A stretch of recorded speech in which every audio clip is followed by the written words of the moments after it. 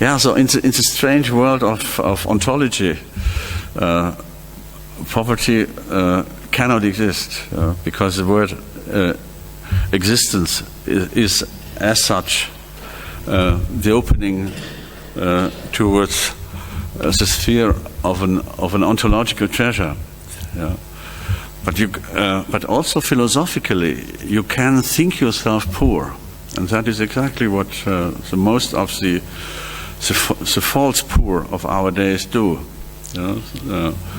They abuse the material poverty in order to falsify the philosophical opening that could help us to understand that there is no alternative to richness.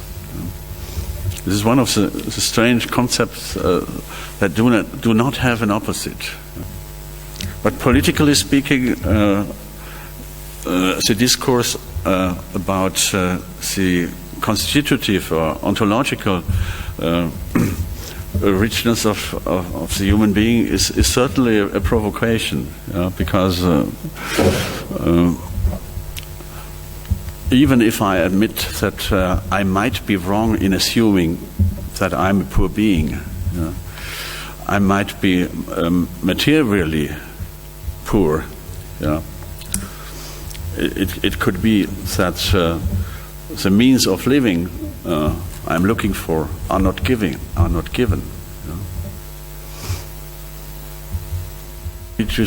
Distribution. That wealth should be, and ontologically is, the best distributed thing in the world.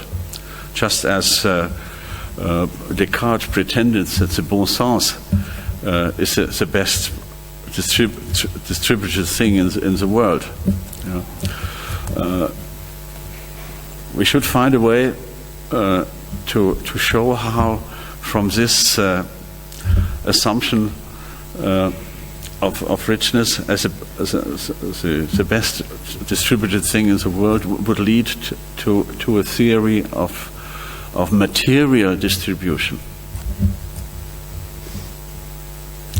And maybe we shall have time to show that this cannot be performed in the framework of classical socialist or liberal theories, because they are all based on the theory of exchange, of social exchange.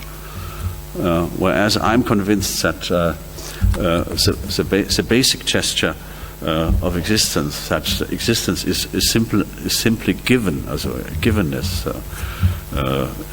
is the highest gift, or the absolute gift. That this gesture has to be repeated within existence as that what Nietzsche has called the gift-giving virtue, die schenkende Tugend, that we know from the second part of the Zarathustra. The gift-giving virtue is exactly the way that the richness of being can be interpersonally handed down.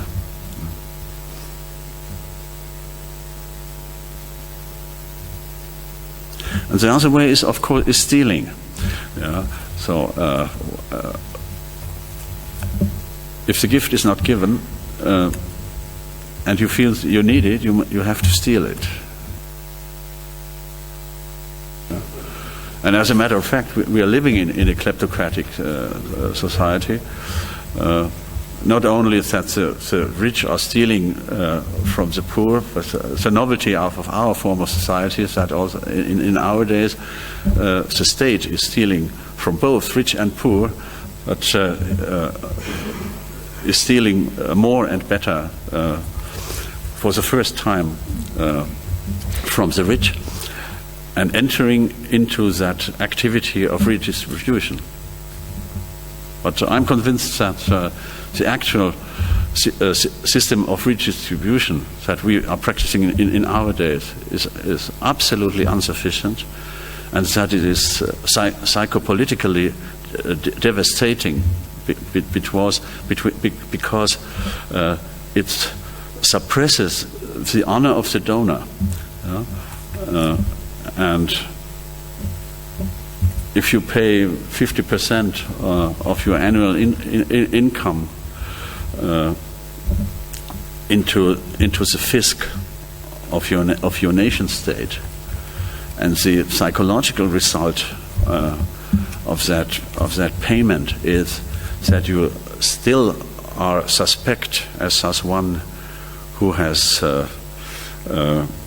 second thoughts when paying taxes, and that you are, as it were, the eternal debitor of the state and not the giver. Then everything is condemned to become a moral failure sooner or later.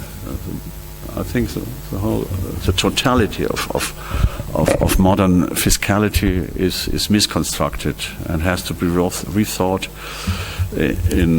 in terms of giving, and not in terms of owing to the fisc. But that would lead into a quite different field. But I'm very, very grateful for the question, but because it shows that there is a connection between the ontological analysis, the plerommatic analysis, as I would call it, and the ethical and political field. So an ethics of giving would immediately explain why a philosophy of richness is the only way to lay the groundwork for such a kind of ethics.